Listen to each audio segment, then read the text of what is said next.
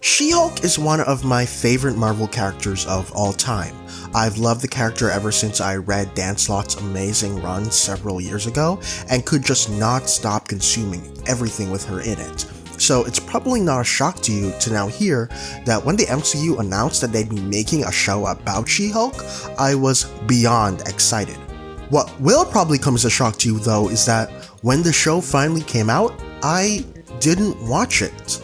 It was a combination of a general MCU fatigue I was feeling around the time, as well as a ton of negative reviews that led me to skipping over the show when it aired, and I wouldn't actually watch it until a year later. This was around the time when Rainbow Rowell's really great She-Hulk run was just about to take a break for a relaunch, and I was feeding for some more She-Hulk content. So I finally decided to give the show a watch, and I loved it. I loved it so much that it skyrocketed to being one of my favorite MCU projects of all time. I loved it so much that I was genuinely flabbergasted at just how much hate the show had received when it came out the previous year, and it was still getting a lot at the time. And I just had to wonder, why? Why the hate? And it's not like I would have cared if this was a normal amount of negativity. I like Iron Man 2, and that movie has lots of mixed opinions surrounding it, but I wouldn't make a whole video about it. No, the hate for She-Hulk was overwhelming, and in a way I genuinely had not seen up until that point, or since, for anything except like new Star Wars media. Finding a positive opinion on the show was like finding an oasis in the desert. And for the show that I watched, even at its worst, it just felt so out of proportion. So, almost 3 years later, I'm going to investigate. I'm going to find out not only why the show got hate, but why it got such an extreme amount. And then I'm going to try to counteract it with some praise of my own. Hello friendos and bendos, it's me Z, and welcome to finding out why the She-Hulk show got so much hate and trying to counteract it with some praise of my own. No, that's a really shitty title. Okay, no one will watch that video. How about the She-Hulk show is good actually? Yeah, that's good. Okay, so I say the hate for the show was out of proportion, but what does that really mean? Seeing some negative reviews is one thing, but is there some objective data to back up my claim that the show was overhated to an extreme extent? Well, thankfully, the internet has plenty of places documenting people's thoughts on TV. Review sites are a dime a dozen, and are able to paint a pretty good picture of media consensus. The most prolific internet review site is IMDb, and it gives us some pretty good review metrics to use for our analysis. The first is an overall score. IMDb gives users the ability to rate a show or movie on a scale from 1 to 10. This is then averaged and shown as the film score. Iron Man 2, for example, has a nice score of 6.9.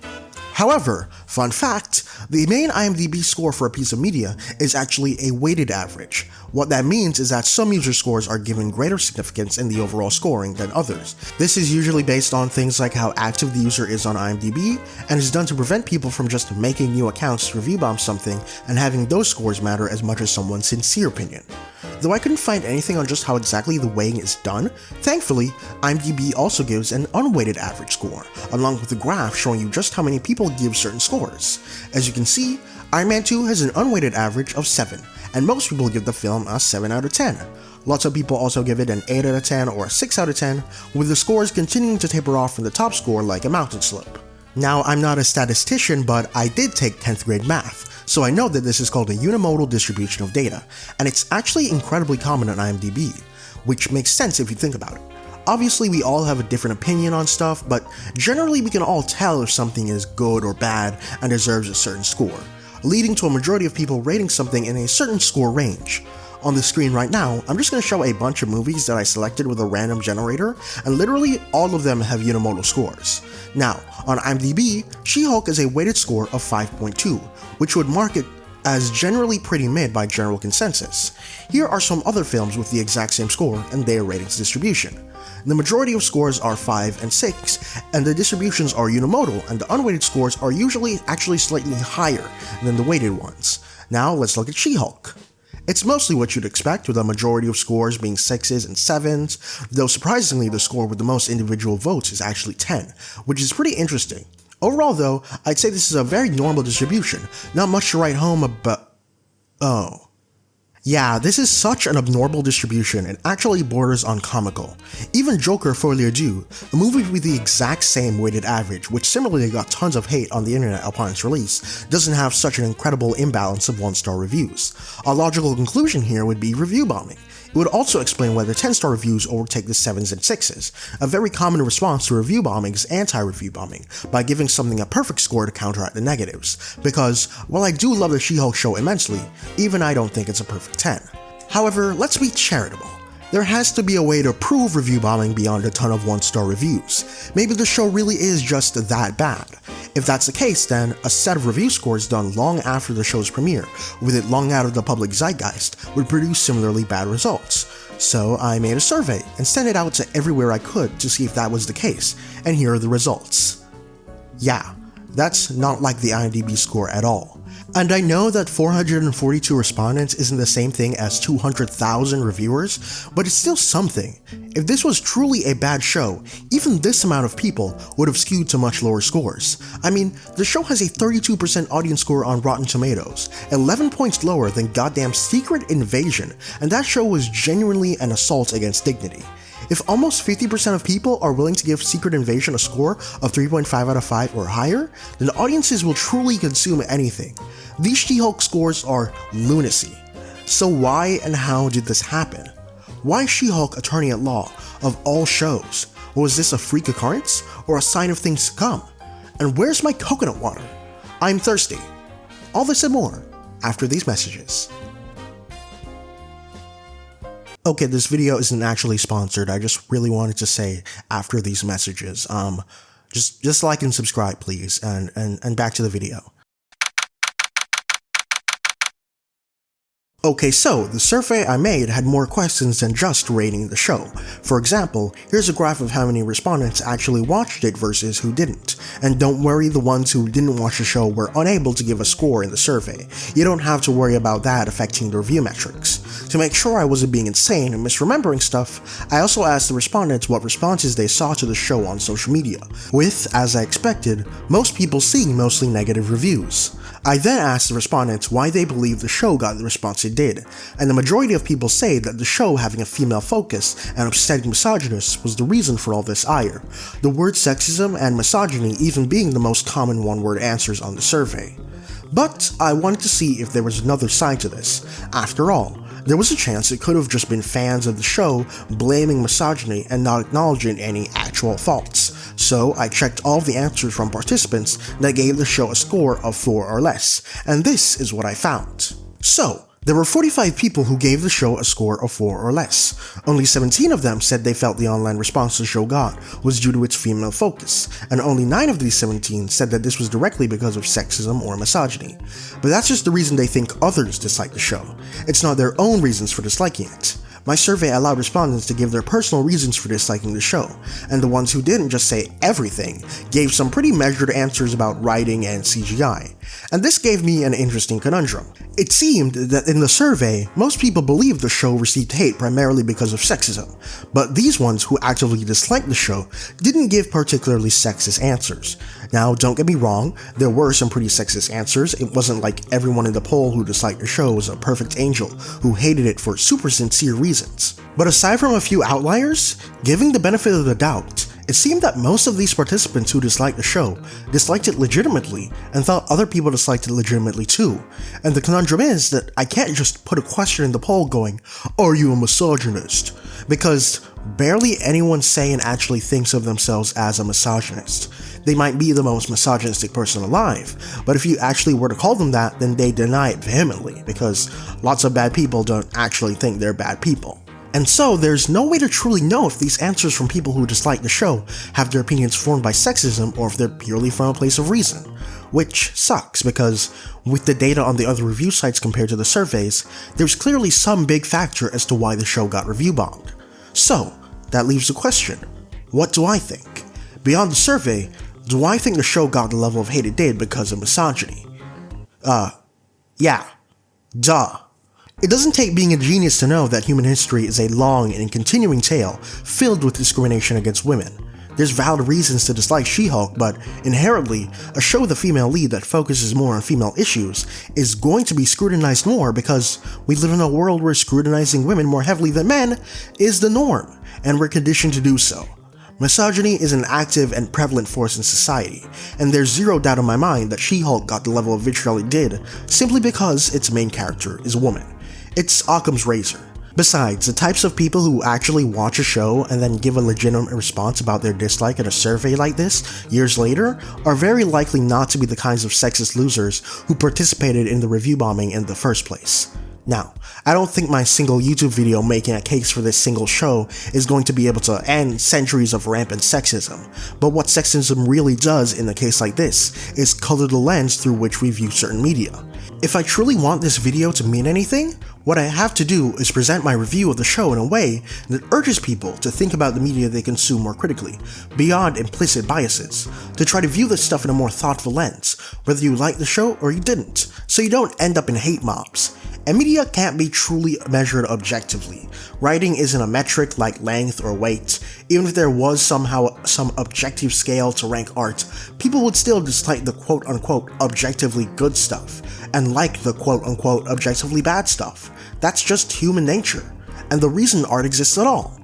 To get to our feelings, not our logic centers like a math equation. But logic and feelings are connected, so I think using logic to review something is effective.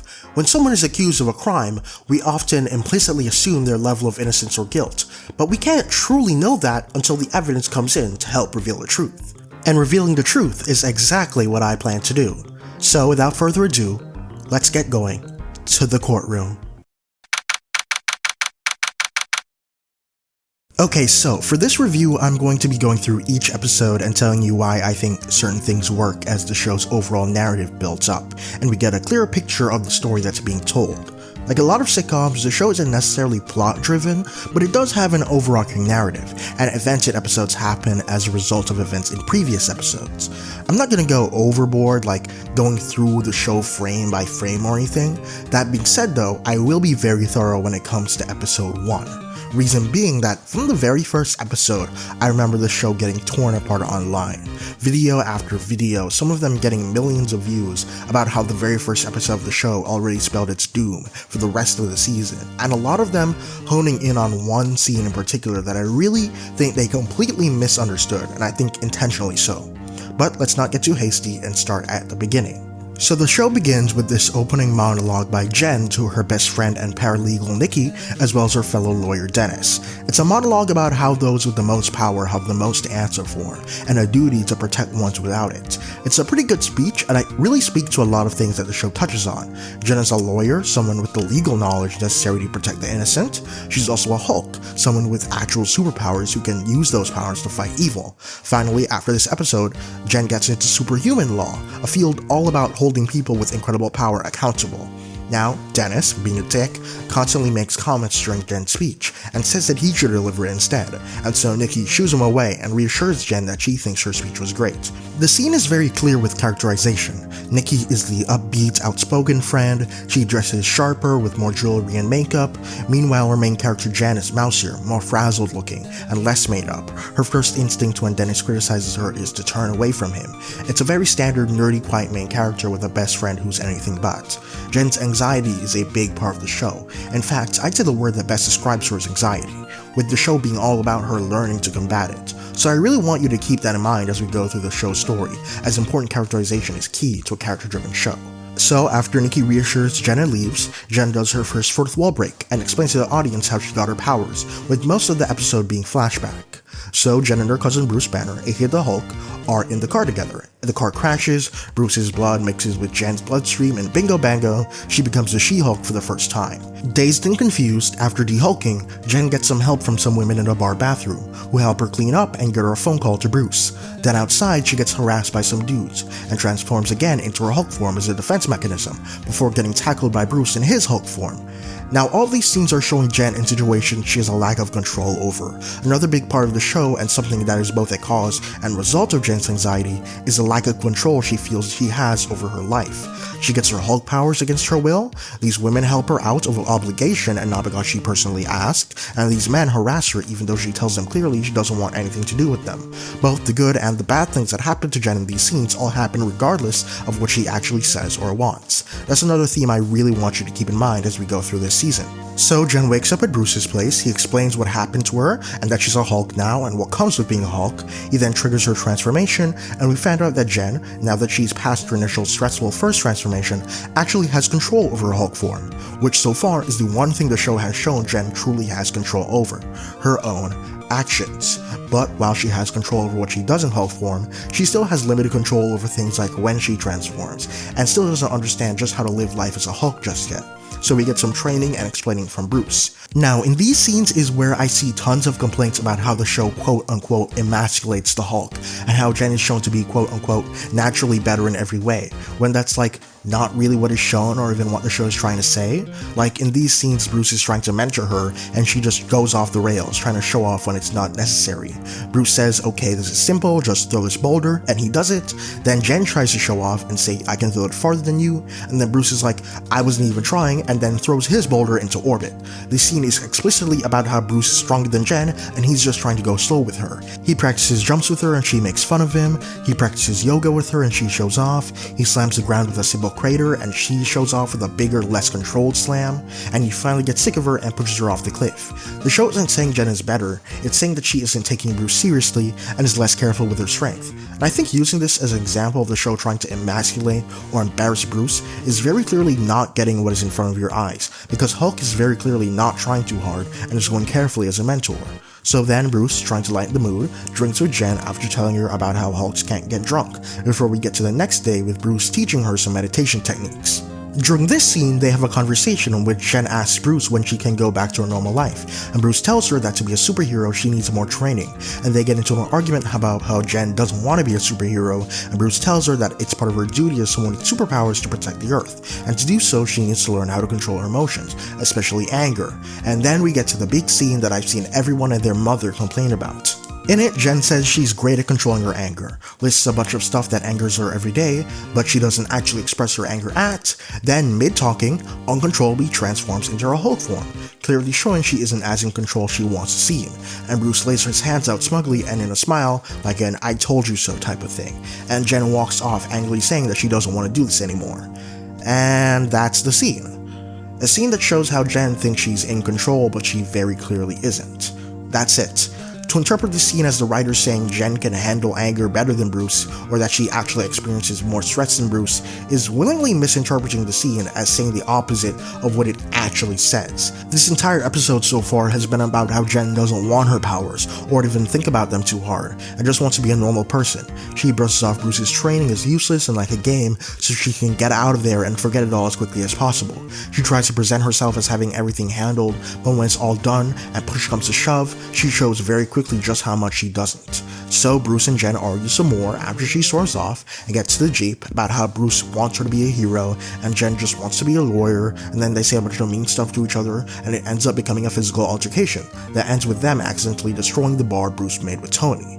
And with this that I want to rewind and actually look at the episode from Bruce's perspective. Now, it's no secret that Bruce Banner has been horribly mistreated by the MCU. The joint custody of the Hulk between Disney and Universal has led to there being no solo Hulk project since The Incredible Hulk, also making Hulk the only founding Avenger to not have a solo project since Avengers. He's been a complete side character, whose biggest character moment of finally bringing together his two personas happened completely off screen.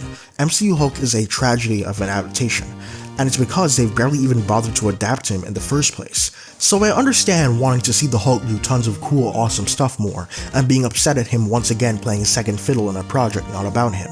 But that's not an excuse to ignore or misinterpret what actually happens in this episode, which is almost as much about Bruce as it is about Jen, because this generally has some really good Bruce characterization. Because Bruce is alone. He's always been characterized by his loneliness because of the Hulk. The closest friends he's had were the Avengers, and even then he kept distance because of the fact that he felt he was too uncontrollable. But eventually, after years of hardship, he managed to control the Hulk, feel a bit better, a lot better.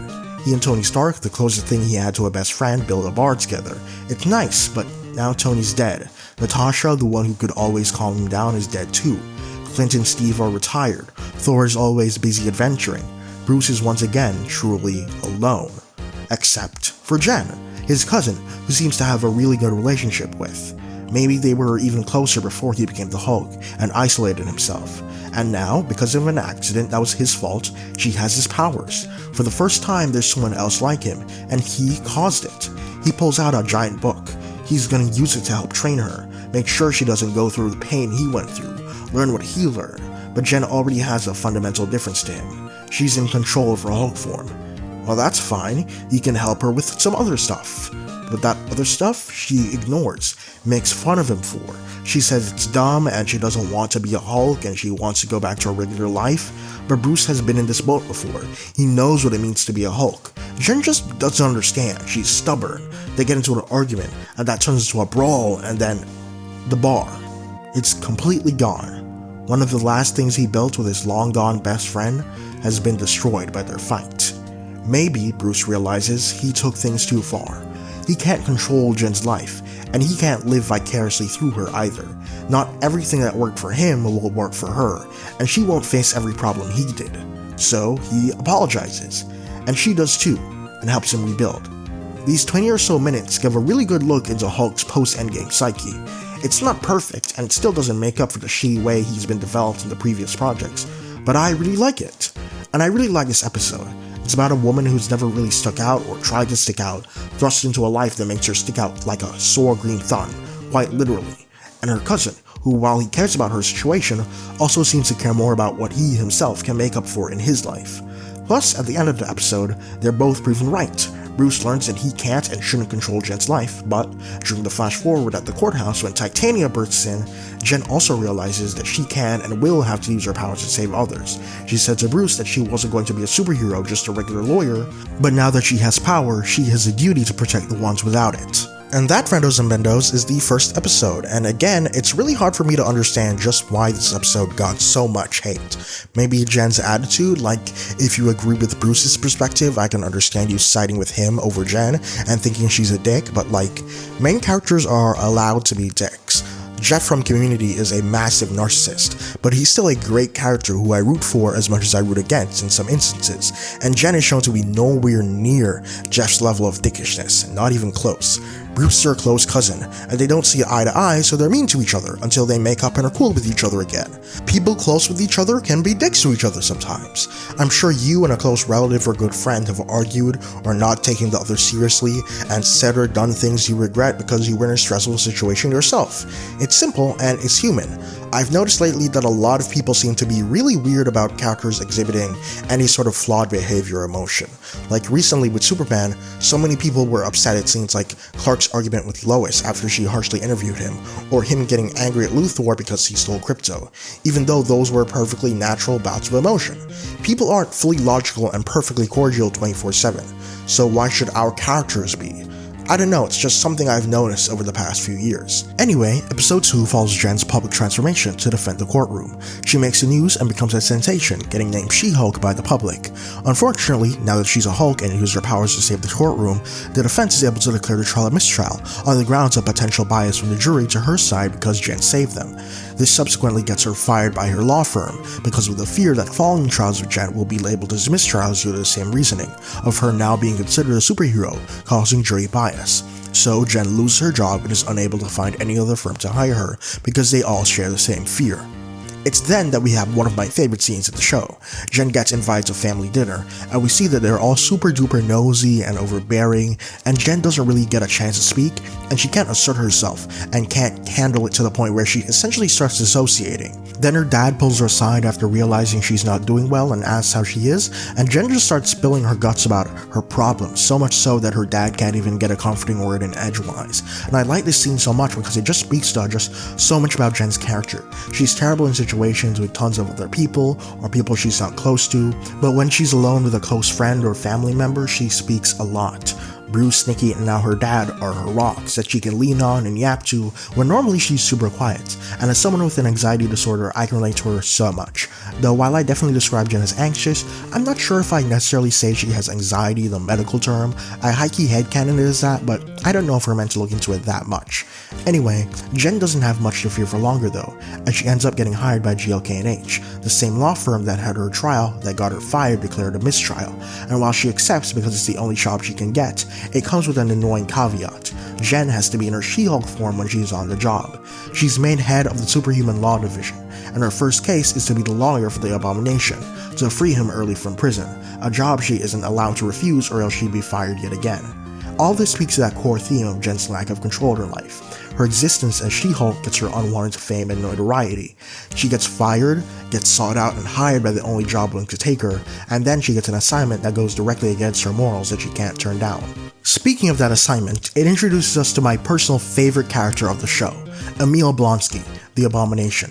Tim Roth is just so fucking funny in this role, and steals every scene he's in, and I think what makes him work so well is the context. Abomination is not only one of the blandest and easiest to forget MCU villains, but he was also just one of the earliest, meaning nobody has thought about this guy in forever. Then he gets brought back for a short cameo in Shang-Chi, where we have no idea what he's doing there fighting Wong, and then we get context in the show about his current situation, and we find out that he's become this Zen hippie guru type of character, and in the next episode we discover that he was just doing Wong a solid, and it's like, we have no idea if he's actually changed or if it's just an act, and the entire situation just so absurd, and I love it. Like, the thing about him writing shitty haikus to all the victims as an apology is so amazing because it being either genuine or fake changes the joke completely, but it's hilarious either way, especially when Jen calls Bruce and it turns out he really likes the haikus. It's an incredible bit.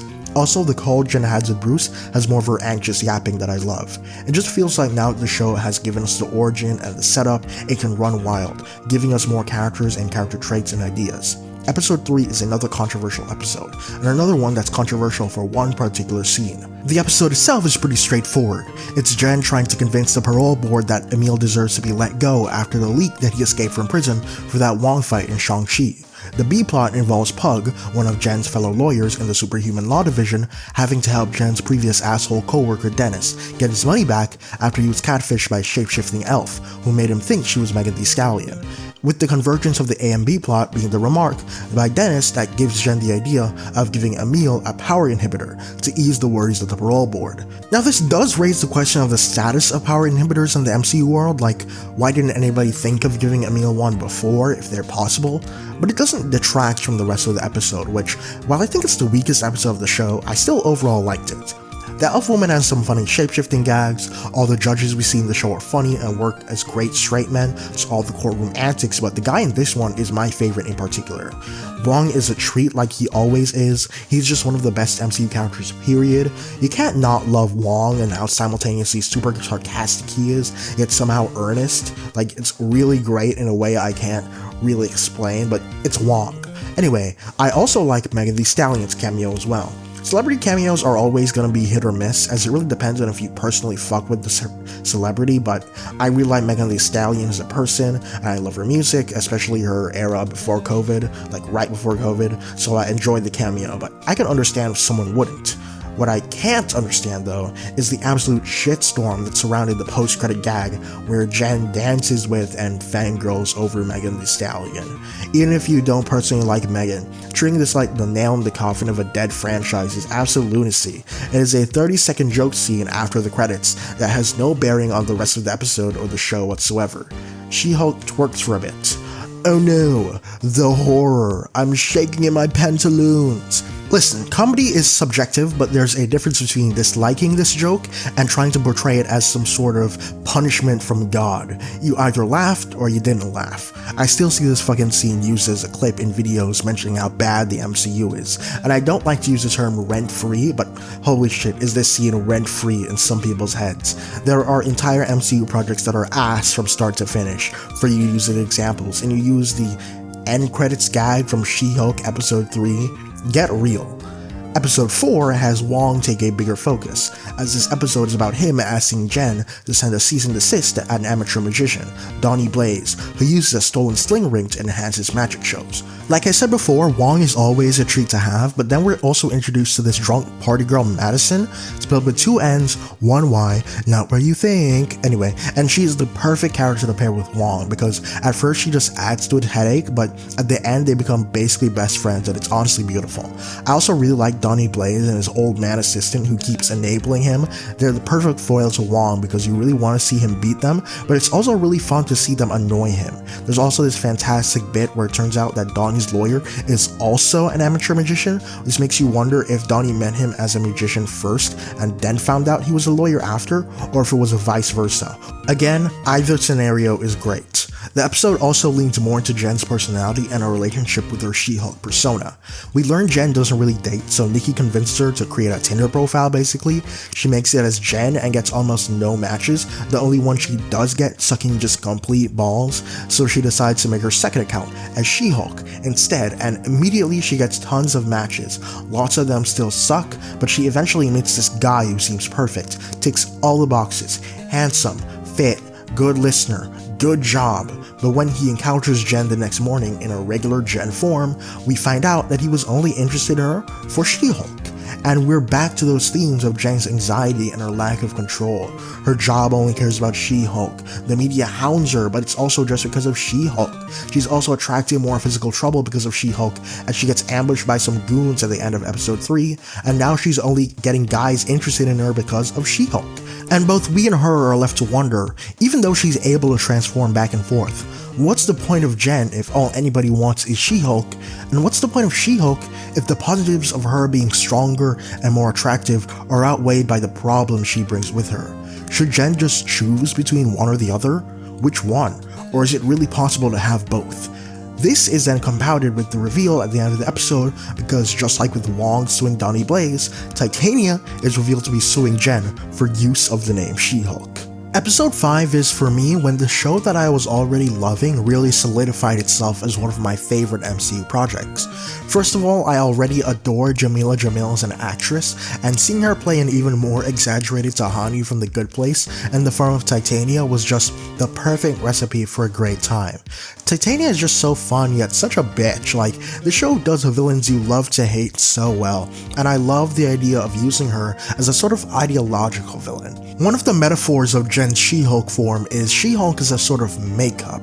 Jen is a plain Jane who everyone ignores, but when she turns into her Hulk form, she's a complete bombshell who everyone pays attention to, and she's expected to be She-Hulk at work, and guys are only interested in her when she's She-Hulk. So to use this metaphor and having one of her big enemies be a cosmetic CEO is a really good idea. I also really like this episode as it's the first time that Jen really embraces the She-Hulk identity. In the previous episode, it's the first time we really see her transform to She-Hulk unprompted and of her own will. But in this one, she genuinely is now attached to the name and doesn't want to lose it. It's clear she's becoming more and more used to her new status quo. Another part of this episode I love is the side characters. I already liked Nikki and Pug, but so far in the show I felt they really didn't have much to do. So teaming them up for the first time and giving them the B plot was wonderful. They are a dynamic duo. And their side plot also introduces Luke Jacobson, my glorious king. Every scene with this man is a treasure. He, Emil, and Titania are the show's holy trinity. The hippie father, the gay son, and the slaying spirit. This episode gives us our first good look at Mallory as a character too, and she's also really well done as this determined, a little standoffish, but still ultimately a good person type of character. However, with this comes my first big complaint with the show, and it's that Mallory feels like she's missing an episode. Like, the show presents it as if her and Jen have an already sort of antagonistic relationship. Her being revealed as the choice for Jen's defense lawyer feels like it's supposed to be this big surprise moment. Same thing with her and Jen getting drinks and getting closer at the end. But the problem is that before this episode, Mallory only appeared as a brief cameo in episode 3. I looked it up and all I could find is that She-Hulk was originally slated for 10 episodes and not the 9 that it actually has. Part of me suspects that this missing episode was going to come before episode 5 and be our real introduction to Mallory and her dynamic with Jen, but for some reason it was scrapped, so we kind of just skipped some character building moments, which really sucks because I like Mallory and I would have liked a bit more meat on her character development's bones. Overall though, I like this episode, and seeing Jen sort of get more used to both of her identities. It's a slow and steady, but ultimately important process, and I like how it's made literal by her finally getting clothes from Luke, made to fit and adapt to both of her forms at the end of the episode.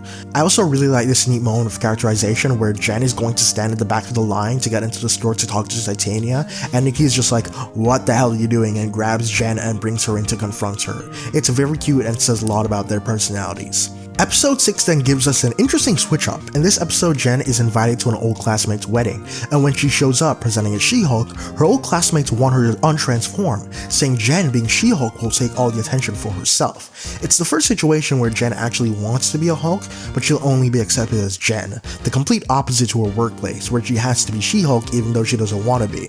And throughout the entire party, now that she's Jen, nobody really takes her seriously or cares about her. The same people that fawned around her when she was She-Hulk are now completely ignoring her, leaving Jen to just drink alone at what should be a fun social event. And Jen, being Jen, doesn't confront anyone about this. She's not able to stand up for herself when her supposed old friend is completely disinterested in her life. She doesn't complain that a dog is made to be her groomsman, or when she's put on ironing duty even though she's a guest. Even when her known enemy Titania is present for no reason and Jen is like, hey, this is a clear ploy, she's brushed off. It's only when Titania attacks her and Jen says fuck it and transforms is she finally able to really stand up for herself. And when she does, it turns out her friend's gotten too drunk to care about the party that's been going to shit in the background. It's when Jen finally takes control of her life that she's able to realize the trouble that she thought she was in wasn't what she thought it would be. And it's contrasted well with the B-plot of Mr. Immortal, a man who's so afraid of confrontation that he'd literally rather kill himself, and as a result of that, is now in a giant legal mess. He's the cautionary tale Jen has to avoid becoming. Jen also meets this guy at the wedding, Josh, who seemingly likes her for her, and they end up hitting it off. She has this really sweet conversation with Josh about how she's currently doing pretty well with her job, and for just once she wanted to be with other people and show them how well she was doing by being amazing as She-Hulk, and Josh tells her that even without She-Hulk, he thinks she's amazing. She doesn't need to present herself to other people's desire. Episode 7, my personal favorite episode, follows up on this with us seeing Jen and Josh go on several dates and eventually sleep together. However, Jen, seemingly finally getting into a perfect relationship, starts panicking when Josh leaves without a trace and doesn't respond to her texts. She spends the entire day waiting for him to respond, and it never happens. The next day, she gets a call from Emil's parole officer that his inhibitor has apparently stopped working, and he wants her to come with him in case she needs to Hulk out against Emil in abomination form. His worries, though, are seemingly unfounded, as Emil is totally chill, and when the parole officer leaves, we find out what Emil has actually been doing this whole time. He's essentially running a therapeutic retreat for metahumans with issues to work out, and in a controlled fight, two of them end up totaling Jen's car. While Jen is of course pissed, Emil sees this as an opportunity to have Jen go on a spiritual journey, realizing that she seems troubled, though Jen is super disinterested in that prospect. However, after stumbling upon Emil's therapy talk session with the rest of the members of the group, she ends up actually having a conversation with them, realizes that while she's liked by Josh and that he accepts her, all that's done is now tie her self-worth to Josh when she should tie it to, well, herself. And what I like about all this is how the episode really balances this thin line of irony and earnestness. All of these new characters we meet are so weird in their own ways, and that's funny, but they're also unapologetically themselves. The situation of all of them being into this dumb hippie stuff is funny, but it also genuinely works and even helps Jen, who at first wasn't buying into it at all. It's humorous, but the joke is also kind of on you for looking at these people who are so honestly true to themselves and who find solace in this and thinking it's dumb. It reminds me of White Woman's Instagram by Bo Burnham's Inside, and the way it both makes fun of stereotypical vapid social media posting, but also reminds you that there's still a very real person beyond the screen that deserves to be thought about beyond you disliking what they post. There's a sort of beauty and cringe that our society filled with irony can't really deal with that I think this episode highlights extremely well. Episode 8 features Jen having to sue her tailor Luke for Eugene Patilio, an amateur vigilante known as Leapfrog, reason being that her boss wants her to because Patilio's father is an important client. This ends up with Jen and Patilio in court against Luke and his lawyer, Matt Murdock, who expertly is able to get the case against Luke dismissed. Because of this, Patilio kidnaps Luke, and Jen, originally duped by Patilio, ends up teaming up with Matt, who she finds out is Daredevil, and takes down Leapfrog with him as She-Hulk. They also bang afterwards because, hell yeah.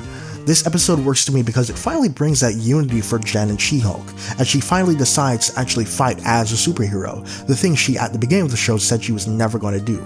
Her teaming up with and fucking Daredevil is also a clear symbolism of the new equality of the identities, as he too is a lawyer superhero. Jen finds someone who knows exactly the kinds of situations she deals with and is able to realize she can have it all if she puts her mind to it. She's then invited to a lawyer awards ceremony and chooses to present as She-Hulk there, even though it's not required. This episode and the last have her learn that there's merit to both sides of her. She doesn't have to choose one or the other. She can be a lawyer, she can be a superhero, she can be a regular woman, she can be a Hulk. At the end of the day, she's still Jen Walters. And then the unthinkable happens, as Jen literally has her sex tape aired to the public by a secret organization called Intelligentsia, and she gets arrested after flying into a rage. Okay, so you might have noticed that in this review I completely ignored the Intelligentsia subplot, and that was intentional and ties into my analysis of the last episode of the show. In episode 9, Jen is released from prison on the grounds that she wears an inhibitor and can never become She-Hulk again. She's fired from GLKNH, she has to move back in with her parents. This one event has completely ruined her life. She goes to hang out with Emil, feeling that he'll be able to understand her situation, and finds him as a guest speaker for Intelligentsia, the secret group that exposed her. Todd, one of her dates from episode 4, and a recurring character, reveals himself to be the head of Intelligentsia, and uses blood fellow Intelligentsia member Josh stole from Jen in order to turn into a Hulk. Then Todd attacks Jen, but Abomination saves her, and then Bruce drops in through the ceiling, and then thinks Emil's attacking Jen, so he attacks her, and then Titania busts through the wall, and it's a whole mess, and Jen pauses it. None of this makes sense.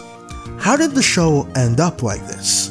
That's Jen's big question, and she's going to find out. Jen used her fourth wall breaking that she's been using to talk to the audience and absolutely obliterates the fourth wall this time in order to go to the writer's room and confront them. Now, all this is just insane, but it actually reminded me of something that made it all click into place for me.